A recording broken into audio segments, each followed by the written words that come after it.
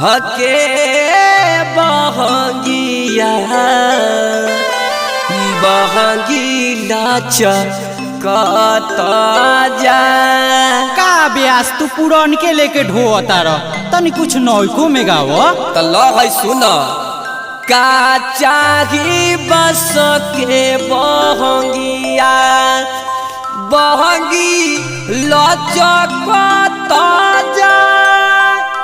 उहावे जे बाड़ी छठी मैया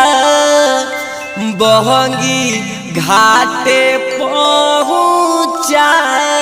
जा ब्यास तू तो फिर पुरान के उठा ले लो त ल है डिजिटल में सुन नायका जमाना के कहा जगी बस के बहंगिया हो बंगी लचकत जा कहा जगी बस के बहंगिया हो बंगी लचकत जा उहावे जे बाड़ी छठी मैया हो बंगी घाटे पहुँचाए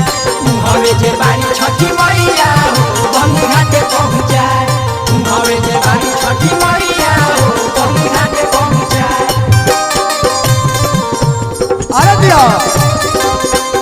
बोली बोली छठी मैया की जय।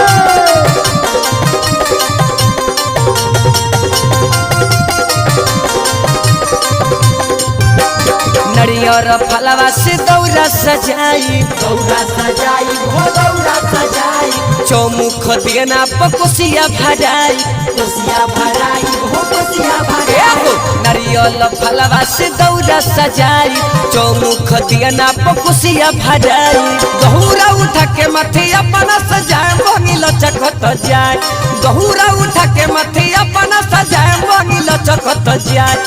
हमें जे बाड़ी छठी मैया हो बंगी घाटे पहुँचाए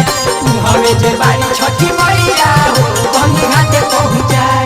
उहावे जे बाड़ी छठी मैया हो बंगी घाटे पहुँचाए। दिया जय हो ए मुन्ना भैया छठी माई के धाम आवता उमे माई कहलो कितना हंसी खुशी रहेला लोग। कार्तिक मासे होला छठी परबिया हो